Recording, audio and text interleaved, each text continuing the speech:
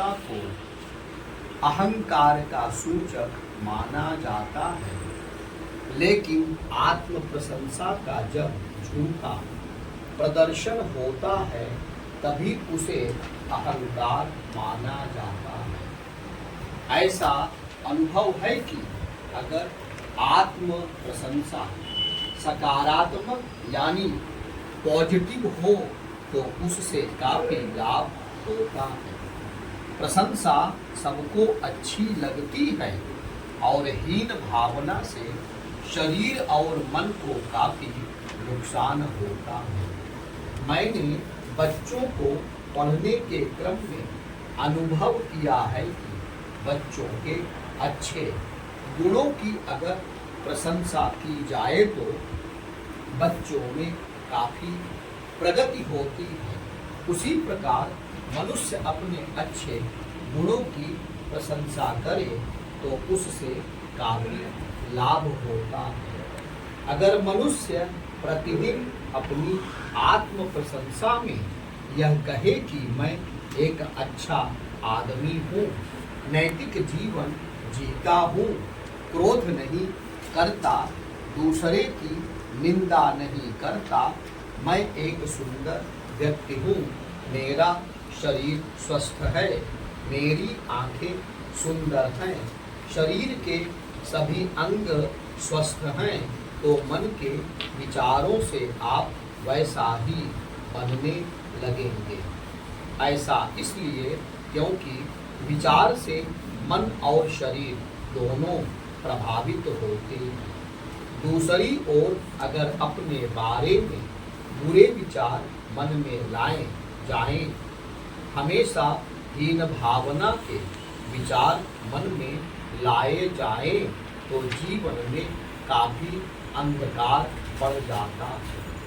आप प्रयोग करके देखें कि किसी व्यक्ति को 2-4 लोग प्रतिदिन कहना शुरू करें कि आप वृद्ध हो रहे हैं, बीमार लगते हैं, आपको क्या हो गया है, आप तो गलते जा रहे हैं, ऐसा लगता है कि आप नहीं बचेंगे। ऐसा अगर किसी को बार बार कहा जाए तो 5-10 दिन में वह व्यक्ति बीमार हो जाएगा, क्योंकि वह व्यक्ति लोगों के विचार से आहत हो रहा है। इसलिए कभी किसी से यह नहीं कहना चाहिए कि आप रिटायर्ड हो गए, वृद्ध हो गए हैं, आप तो बेकार हो गए हैं। ऐसे विचारों से मनुष्य को गहरा आघात लगता है। मनुष्य अगर स्वस्थ और प्रसन्न रहे तो फिर कभी मोक्ष की बात कर लेगा, लेकिन महत्वपूर्ण है जीवन को महोत्सव कैसे बनाया जाए, जीवन के फूलों की बगिया को कैसे सजाएं।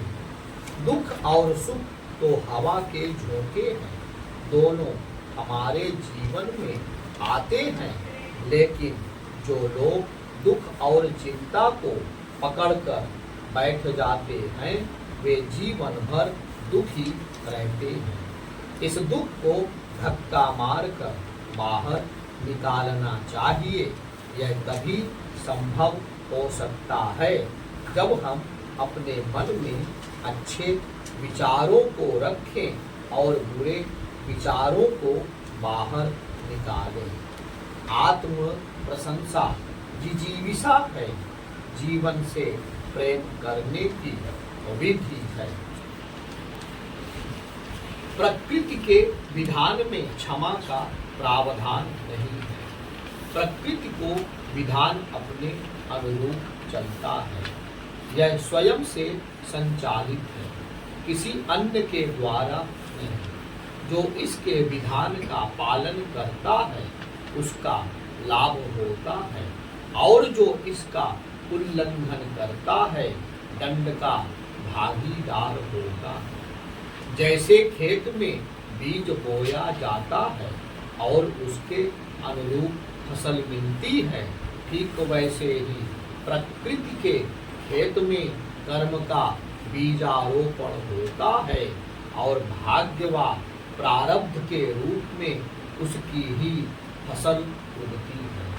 सत्कर्मों के बीज पुण्य के रूप में पुष्पित होते हैं और दुष्कर्मों के बीज पाप के रूप में। यह अटल विधान है और ऐसा होगा अवश्य है। प्रकृति में हर कर्म का परिणाम होता है। यहाँ पर बबूल का बीज डालकर आम की उम्मीद नहीं करनी चाहिए। प्रकृति ने अपनी सृष्टि के संचालन के लिए विशेष नियम विधान की व्यवस्था की है। जो इस विधान को जानते समझते हैं वे कभी भी भूल नहीं करते। आसक्तिवश, मोहवश, कामनावश और क्रोधवश किया गया कर्म हमें कर्म बंधन में जकड़ता है और इससे उपजे परिणाम का सामना करना पड़ता है। इसी कर्म का परिणाम कब आएगा और बुरे परिणाम से कैसे निजात पाई जा सकती है, इसका भी एक विशिष्ट विधान है। जो इस विधान से परिचित होते हैं वे किसी कारणवश हुई गलतियों से छुटकारा पाने का प्रयास करते हैं। चाकू के गलत इस्तेमाल से हाथ भी कट सकता है और यदि हाथ कट जाता है तो उसकी पीड़ा को भी झेलना ही पड़ेगा। हाथ ना कटे इसलिए चाकू का इस्तेमाल सावधानी से करना चाहिए। वैसे ही सभी कर्मों के साथ सजग और सचेत रहकर ही बर्ताव करना चाहिए। फिर भी यदि त्रुटि हो जाती है तो प्रकृति के दंड से बचने के बजाय स्वेच्छा से दंड का वरण कर लेना चाहिए। त्रुटियों के लिए किए गए स्वेच्छा से दंड वर्ण करने को तपस्या कहा जाता है। भोग और तप ही ऐसे दो माध्यम हैं जिनसे प्रारब्ध को काटा या कम किया जाता है। किसी क्षण में किए गए एक छोटे से दुष्कर्म का परिणाम भी कभी कभी भीषण परिणाम लेकर आता है। इसलिए जीवन में सदा सत्कर्मों के बीज डालना चाहिए ताकि उनसे पुण्य के फल उगे और उनसे जीवन सुखी संपन्न हो जाए। पता नहीं इस दुष्कर्म का परिणाम कितना घातक होगा और हमें उसकी कितनी कीमत चुकानी पड़ेगी। इसलिए प्रकृति के दंड विधान से बचने के लिए जीवन में सतत सत्कर्म करते रहना चाहिए। जैसे योग, आसन और व्यायाम के बगैर मानव शरीर पुष्ट नहीं होता, ठीक उसी प्रकार मन का कार्य उचित तरीके से संपन्न करने के लिए कुछ न कुछ मानसिक योग व्यायाम भी आवश्यक है। जिस मानव में असीम शारीरिक शक्ति हो लेकिन मन का स्वरूप विकसित ना हो उसे पूर्ण मनुष्य नहीं कहा जा सकता। क्या आपके मन में बीते हुए दुर्बल और हानिकारक विचार उत्पन्न होते हैं? ऐसे विचारों को दूर करने के लिए अंतःकरण शुद्ध कीजिए। इन्हें स्वच्छ करना बहुत जरूरी है। समस्त रोग, शोक, दुख, निराशा के विचार मस्तिष्क में विषैले कीटाणु उत्पन्न करते हैं। इसलिए इनसे मुक्त रहने का प्रयास करते रहना चाहिए। मन का मैल निकाल देने पर वह पूर्ण विशुद्ध रूप में आ जाता है और प्रत्येक कार्य उत्तम रीति से संपन्न कर सकता है। पहला मानसिक दोष उसकी अत्यधिक चंचलता है।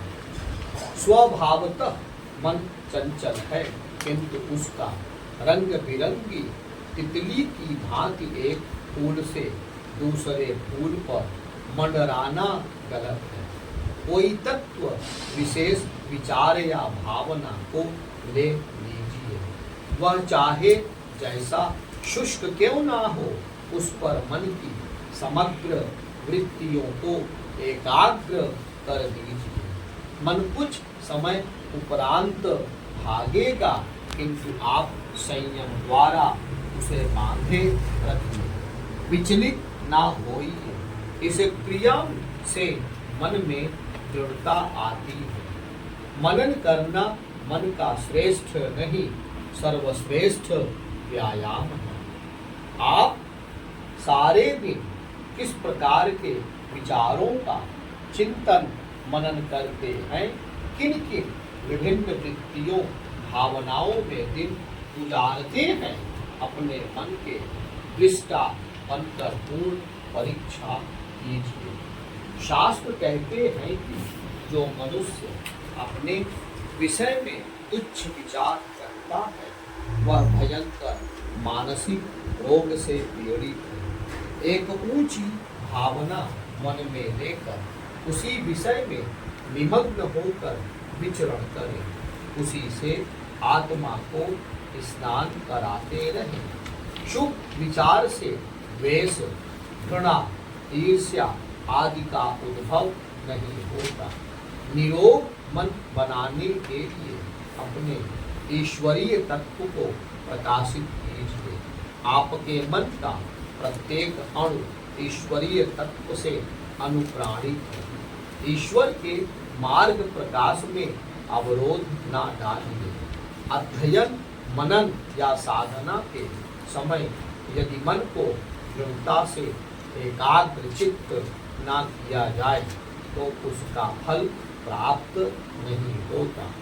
अशुभ चिंतन मानसिक दुर्बलता का प्रतीक है। इससे मन की कार्य करने वाली शक्तियां विनष्ट होती हैं, उत्साह क्षीण होता है, आशावादिता नष्ट होती है, वह कोई भी अच्छा उत्कृष्ट कार्य नहीं कर पाता। प्रतिदिन कुछ नया तत्व, नई बात, नया अनुभव सीखने की एक तीव्र भावना हरदम अपने हृदय में रखें। जब सीखने की यह उत्कंठा जाग जाती है, तब चिंतन में गहराई और व्यक्तित्व में नई आभा आना शुरू हो जाता है। जो विनम्र होता है वही सीखता है और हर जगह सीखता है, और उसके लिए कुछ भी असंभव नहीं होता।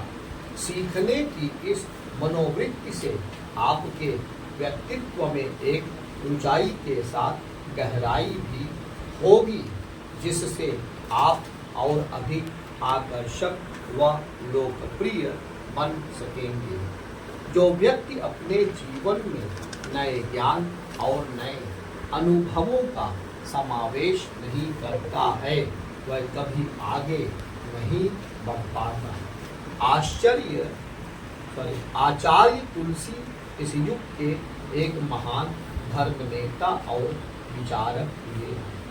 अपने समय के धार्मिक जगत को जिन्होंने नई वैचारिक रोशनी दी थी, वह स्वयं के ही द्वारा शिक्षित, प्रशिक्षित और तैयार किए गए अपने शिष्य आचार्य महाप्रज्ञ के साहित्य और उनके निबंधों की बहुत गहराई से पढ़ते और अक्सर कहते थे, मुझे इनसे बहुत कुछ सीखने को मिलता है। जो अपने शिष्य के प्रति इतने विनम्र हैं, उनकी महानता का सहज ही अनुमान लगाया जा सकता है और यही कारण है कि उनके जीवन में असंभव जैसा कोई शब्द नहीं है। जीवन में असंभव कुछ भी नहीं है। यही विश्वास मनुष्य के सफल जीवन का सूत्र है। सफल लोगों के जीवन के संस्मरण और घटनाएं उनकी दृढ़ संकल्प शक्ति को उजागर करती है।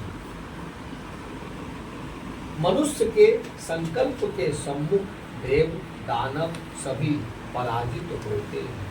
आप जितना सोचते हैं उससे अधिक पा सकते हैं, लेकिन उसके लिए धैर्य, संकल्प और आत्मविश्वास जरूरी है। रिचर्ड सील का कथन प्रासंगिक है कि आत्मशक्ति इतनी दृढ़ और गतिशील है कि इससे दुनिया को टुकड़ों में तोड़कर सिंहासन गढ़े जा सकते हैं।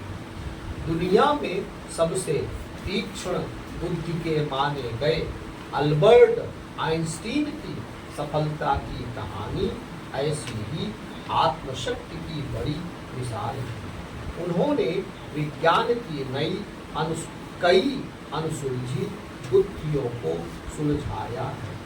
यह उनकी सतत और सुदीर्घ लगन का परिणाम है। मेहनत के बगैर और जल्दी मिलने वाली सफलता स्थायी नहीं होती। हम उसे जितना जल्दी पाते हैं उतनी ही जल्दी गंवा भी देते हैं। सफलता तभी ठहरती है जब उसे पाने के आवश्यक तत्व आप में मौजूद हो। जब आप अपनी सबसे बड़ी चुनौती के सामने दृढ़ता से खड़े होते हैं, तब आप एक योद्धा की तरह निखरते हैं। हमें जो चाहिए उसका मिलना सुख है और जो हमें नहीं चाहिए वह दुख है। हम हर समय कुछ ना कुछ सुख प्राप्त करते रहते हैं। ये सुख क्षणिक होते हैं और प्राप्त होने के कुछ समय बाद ही नष्ट हो जाते हैं। हम उदासीन हो जाते हैं या दुख का अनुभव करने लगते हैं। मनुष्य जीवन में ऐसा सुख प्राप्त करना चाहता है जो कभी समाप्त ना हो। यही अक्षय सुख है। गीता के अनुसार जो बाह्य स्पर्श के विषयों पर आसक्त नहीं है उसे अपनी आत्मा में सुख प्राप्त होता है।